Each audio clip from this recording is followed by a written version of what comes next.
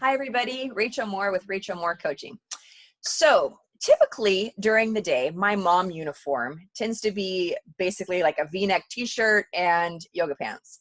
And yoga pants are fantastic and wonderful because they're cute and they are comfortable and they allow me to move like I want to be able to move without any type of restriction, which can also be a downside of them. So here in California, we were asked to start sheltering in place back in mid-March.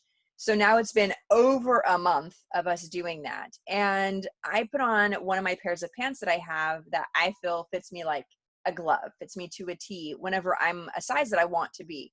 And I put those pants on because it was a little bit chillier one of the days that we had, and realized these aren't quite fitting me the way I want them to fit me. So, and I looked at myself in the mirror and I realized my face was looking a little bit fuller than usual. And I started thinking back and I realized I had gotten into a really bad habit of my kids were home all the time now and we're homeschooling. And so to make things easier for myself, then I would just put snacks available for them in areas that were really easy for them to grab and see, and so they could access them without having to come to me and ask for things all the time, so that I would still be able to continue to work and work with my clients and everything. And it's interesting because I was having a conversation with one of my clients last week who is trying to change some of her behaviors. And I started talking to her about some of the laws of behavior change and some of the things that you need to do to be able to change behaviors. And then we got into coaching and how we can actually, what it was that she actually wanted to do to be able to change her behaviors.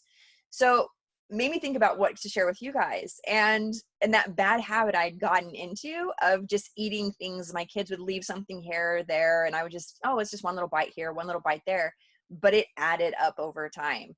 And so when it comes to behavior change, if you've developed any bad habits like I did, there are 4 things that can go into helping you to be able to break bad habits.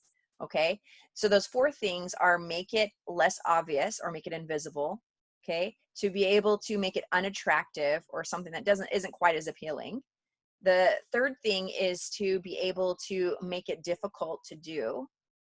And the fourth thing is to be able to make it unsatisfying, or to not see the benefit of it, but rather see the downside of it. Okay, so how this looked for me when it came to breaking that habit and starting to be able to lose some of that weight that I'd been putting on over the past month, right? And maybe you guys noticed it. Maybe you guys saw my face getting fuller.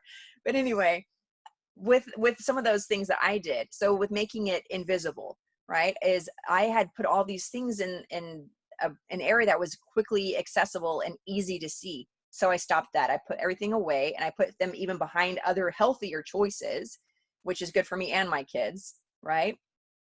So that was the first thing. I tried to make it more invisible. The second thing was to make it more unattractive. So some of these things that tend to be, just in really bright, beautiful packaging, the processed foods, which we're eating more processed foods right now as we're not going to the grocery stores as often, and we're not being able to have the fruits and vegetables that we typically would be eating so much.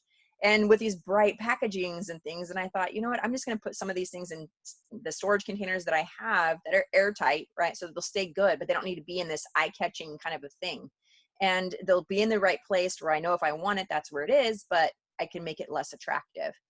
The third thing was I made it more difficult. So in particular, when it comes to baked goods, right? It's very easy to be like, oh, I'm kind of hungry, and oh, but this looks so good, I'm going to just grab that little snack real quick that happens to be a baked good. So what I decided to do to make it more difficult for myself is, if I wanted a baked good, I had to make it from scratch.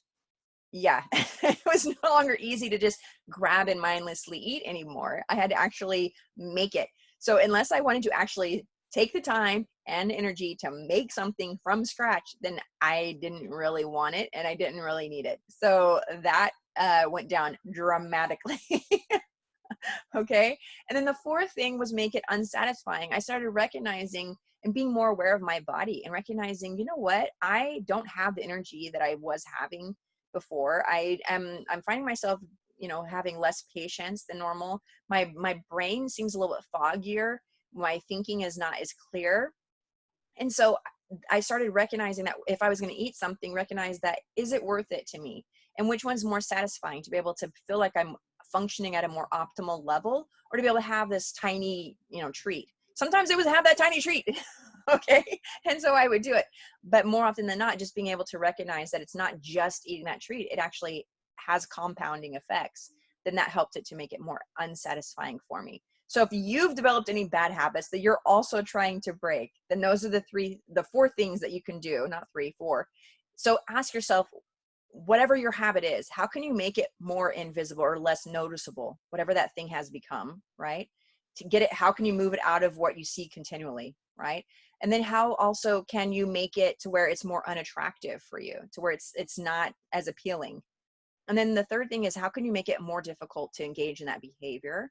And then the fourth thing is to how can you make it unsatisfying? What can you think, or how can you look at this or view this differently to be able to see it in a less satisfying way? Because everything that we do because we get some payoff of some kind, right? So how can you make it more unsatisfying? And if you do those four things, it'll help you to be able to stop bad habits and start making good habits, which we'll get into next week. I'm going to share next week how to actually start and make good habits. So thanks so much for watching. Have a good one, guys. Bye.